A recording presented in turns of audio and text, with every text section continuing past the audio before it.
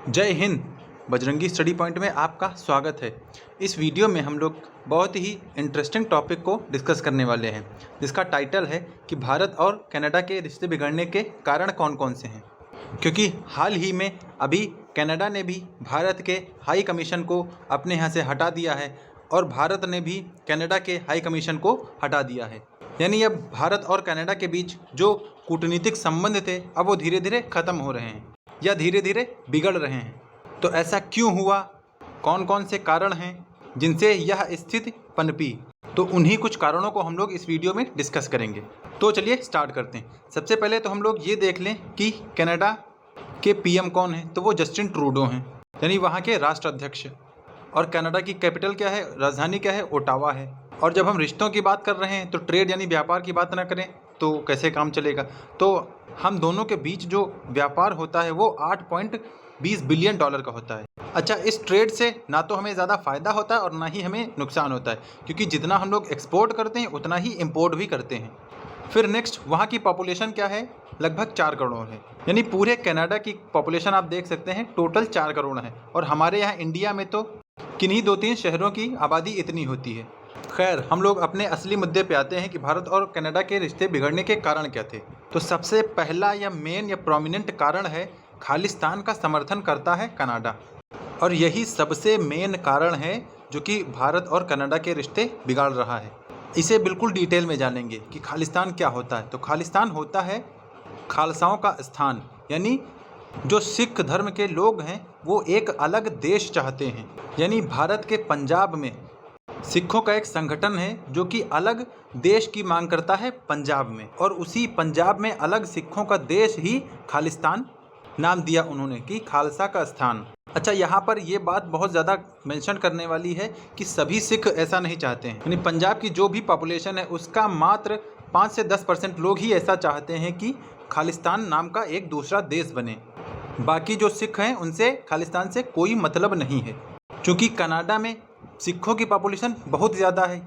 यानी भारत के बाद अगर कहीं सिख बसे हुए हैं तो वो कनाडा में ही बसे हैं। और ये जो जितने भी सिख हैं वो सब भारत से ही गए हुए हैं। क्योंकि कनाडा की पॉपुलेशन है 4 करोड़ और वहाँ पर टोटल इंडियंस होंगे लगभग 18 से 20 लाख इंडियंस होंगे। 18 से 20 लाख वहाँ पे इंडिया की या इंडियंस की पॉपुलेशन है।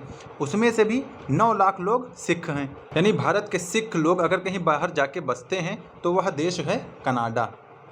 और कनाडा में ऐसे 2-3 ग्रुप बने हैं सिखों के जो कि समय समय पर वहाँ पर खालिस्तान की मांग किया करते हैं, लेकिन फिर भी कनाडा की सरकार उन्हें कुछ नहीं कहती है। क्योंकि कनाडा की सरकार को लगता है कि अगर सिखों को कुछ कह देंगे तो उनकी सरकार पलट सकती है। क्योंकि वहाँ पे सिख पॉपुलेशन है 9 लाख और वहाँ पे जो सांसद हैं सिख में वो भी लगभग 24 से 25 सांसद हैं सिख के। यानी कनाडा में सिखों का बहुत बड़ा रोल है, बहुत बड़ा योगदान है। तो इसी कनाडा में सिखों के कुछ ग्रुप हैं जो खालिस्तान का समर्थन करते हैं और वहाँ पर भारत में अलग से एक खालिस्तान की मांग करते हैं। और कनाडा यह सब जानते हुए भी खालिस्तान समर्थकों के ऊपर कोई कार्रवाई नहीं कर रहा है। तो इसीलिए खालिस्तान का समर्थन करता है कनाडा। ये सबसे बड़ा मुद्दा है जिससे भारत और कनाडा के रिश्ते बिगड़े हैं।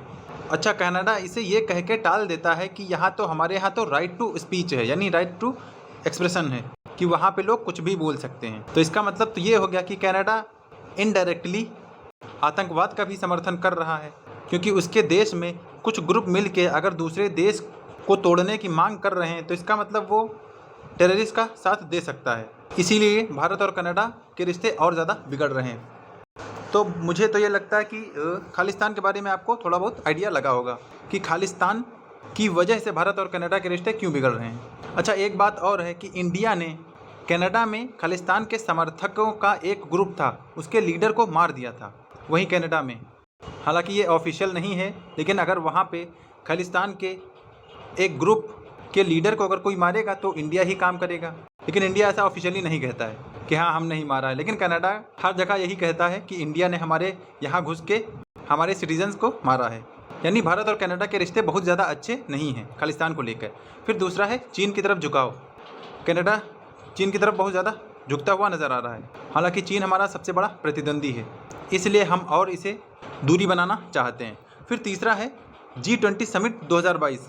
आपको पता होगा कि G20 समिट 2023 जो कि अभी हाल ही में इंडिया में दिल्ली में हुई है और इससे पहले 2022 की बाली के इंडोनेशिया में हुई थी, जब वहाँ पर चीन के राष्ट्रपति शी जिनपिंग ने कैनेडियन पीएम जस्टिन ट्रूडो को बहुत ज़्यादा डांटा था, यानी बहुत ज़्यादा फटकार लगाई थी। फिर उसके बाद जस्टिन ट्रूडो की बहुत ज़्यादा बेइज्जती हुई थी अंतर्राष्ट्रीय मीडिया में, और वहाँ की मीडिया खुद कहती है कि ये जहाँ जाते हैं वहीं बेइज्जती करवा के चले जाते हैं। फिर जैसे G20 समिट 2023 यहाँ पे हुआ, इंडिया में हुआ, ये गए थे अपने बेटे के साथ, और हमारे यहाँ 9 से 10 सितंबर को मीटिंग थी जिसमें सभी देश या प्रमुख देशों के राष्ट्राध्यक्ष आए थे। फिर जब G20 कंप्लीट हो गया, फिर जब इनका जाने का नंबर आया, तब जब जाने वाले थे तब इनकी फ़्लाइट में ही कुछ गड़बड़ी हो गई। अब पता नहीं इनकी फ़्लाइट सच में गड़बड़ हुई या गड़बड़ कराई गई है, इसका तो कुछ पता नहीं है। लेकिन हाँ, फ़्लाइट गड़बड़ होने की वजह से ये 2 दिन मतलब इंडिया में ही इनको रुकना पड़ा। अच्छा, अब आप कहेंगे तो इंडिया को ही एक प्लेन मंगाना चाहिए था और उनको भेज देना चाहिए था।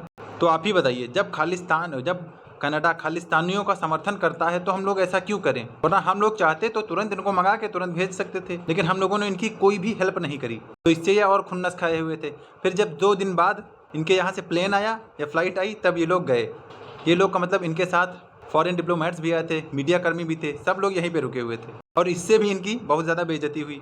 अच्छा, फ़्लाइट ख़राब इसलिए हुई क्योंकि ये लगभग 20 से 25 साल पुरानी थी, 20 से 25 साल पुरानी थी, जो कि 1995-96 में बनी थी। तो इससे भी लोग इनकी बहुत ज़्यादा मिमिक्री कर रहे हैं, मौकरी कर रहे हैं कि रे कम से कम एक फ़्लाइट तो बदल लो।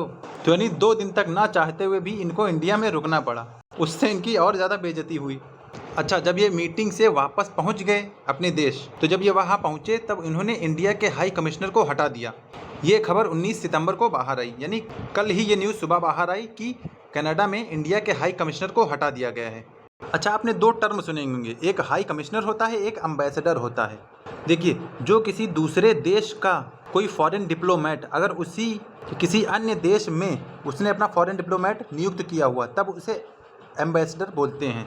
जैसे इंडिया का कोई फॉरेन डिप्लोमेट है या कोई एम्बेसडर है, वो अगर यूएसए में नियुक्त हो रहा है, ये इंडिया हो गया और ये यूएसए हो गया, अगर वो वहाँ पे नियुक्त हो रहा है तब उसे एम्बेसडर बोलते हैं। उसी तरह अगर यूएसए का कोई डिप्लोमेट हमारे यहाँ इंडिया में नियुक्त हो रहा है तब उसे एम्बेसडर बोलते हैं। और एम्बेसडर रहते कहाँ हैं? तो उनके रहने का स्थान कहलाता है एम्बेसी। एम्बेसी होती है राजदूतावास, और इसे राजदूत बोलते हैं। अच्छा, अगर एम्बेसडर ये होता है तो हाई कमिश्नर क्या होता है? हाई कमिश्नर उन्हें बोला जाता है जहाँ पर ब्रिटेन ने कभी राज किया हो। जैसे ब्रिटेन ने हमारे यानी इंडिया के ऊपर राज किया, पाकिस्तान के ऊपर राज किया, या कनाडा के ऊपर भी राज किया, और बांग्लादेश, इन सब के ऊपर राज किया। तो जब ऐसे देशों में जहाँ पर ब्रिटेन ने बहुत सारे देशों पर राज किया है और ये एक दूसरे पर जब एम्बेसडर भेजेंगे तब उन्हें हाई कमिश्नर बोला जाता है। यानी जिन देशों में ब्रिटेन ने राज किया है, अगर वो देश एक दूसरे में अपना एम्बेसडर नियुक्त करते हैं तब उसे हाई कमिश्नर बोलते हैं। और ऐसे देश जिन पर अंग्रेज़ों ने राज नहीं किया है, अगर उनमें कोई एक दूसरे के ऊपर एम्बेसडर भेज रहा है, फॉरेन डिप्लोमेट भेज रहा है, तब उसे एम्बेसडर बोलते हैं। यानी दोनों सेम चीज़ हैं, बस सिर्फ टर्म दूसरा है। हाई कमिश्नर जहाँ पे ब्रिटेन ने शासन किया है उन देशों के बीच में अगर कोई डिप्लोमेट नियुक्त होता है, और एम्बेसडर जहाँ पर ब्रिटेन ने शासन नहीं किया है। तो जैसे इंडिया और यूएस पे कभी ब्रिटेन ने शासन नहीं किया है, तो इसीलिए इंडिया से भेजे गए फॉरेन डिप्लोमेट को एम्बेसडर बोलते हैं। उसी तरह यूएसए के फॉरेन डिप्लोमेट को एम्बेसडर बोलते हैं, जो कि इंडिया में नियुक्त होता है। और ये सभी या तो एम्बेसडर चाहे हाई कमिश्नर, ये सभी उस देश की जिस देश में जाते हैं नियुक्त होने, वो उस देश की राजधानी में ही नियुक्त होते हैं, और राजधानी में ही एम्बेसी यानी दूतावास बनाया जाता है। तो वही यहाँ पर जस्टिन ट्रूडो ने जब यहाँ से पहुँचे अपने देश, तब इन्होंने इंडिया के हाई कमिश्नर को हटा दिया, और ये 19 सितंबर को सुबह किया वहाँ पे। यानी कल जब गणेश चतुर्थी की सुबह थी, तब कनाडा के पीएम ने यहाँ इंडिया के हाई कमिश्नर को हटा दिया। अच्छा, फिर भारत ने क्या किया जवाब में भारत ने भी कनाडा के हाई कमिश्नर को 4 मिनट में ही हटा दिया। अब कहेंगे 4 मिनट में कैसे हटा दिया? तो देखिए, हमारे यहाँ भारत में एक मंत्रालय है, मिनिस्ट्री ऑफ एक्सटर्नल अफेयर, यानी विदेशी मामलों के मंत्रालय। तो वहाँ पर जब कनाडा के हाई कमिश्नर को बुलाया गया तो सिर्फ 4 मिनट बाद ही वो वापस आए, और बहुत ही गुस्से में वापस आए। इनसे पत्रकारों ने पूछा भाई क्या हुआ, तो उन्होंने बिल्कुल कोई जवाब नहीं दिया और तुरंत ही अपनी गाड़ी में बैठ के तुरंत ही निकल लिए। यानी इंडिया ने सिर्फ 4 मिनट का टाइम इनको दिया और तुरंत ही उनको वहाँ से भगा दिया। यानी आप देख सकते हैं, ये 19 सितंबर को सुबह हुआ, और इनको जब कनाडा के हाई कमिश्नर को हटाया गया तो 19 सितंबर को शाम को भी उनको रफा दफा कर दिया गया कि हाँ भैया तुम भी अपना यहाँ से सामान बांध लो। अच्छा, इंडिया ने ऐसा किया क्यों? क्योंकि अब इंडिया को भारत विरोधी काम या बयान बिल्कुल बर्दाश्त नहीं है।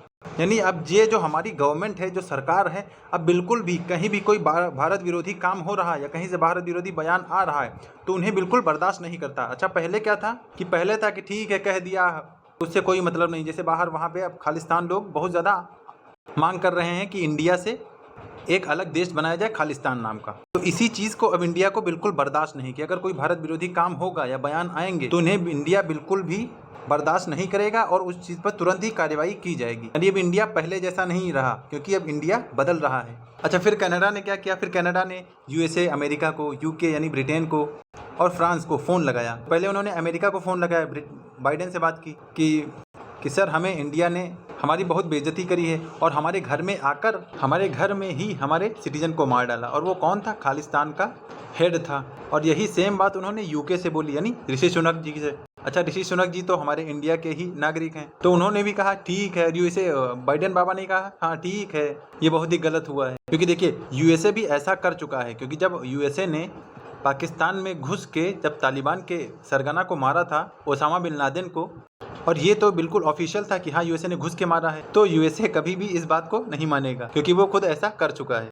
और ब्रिटेन वाले क्यों नहीं मानेंगे? क्योंकि भाई ऋषि सुनक तो हमारे ही इंडिया के ही नागरिक थे। अब भले वो यूके के पीएम हो गए लेकिन फिर भी उनका जुड़ाव इंडिया से तो है ही। फिर आते हैं फ्रांस के इमैनुअल मैक्रोन। इन्होंने भी कहा कि हाँ ठीक है, बहुत गलत किया इंडिया ने।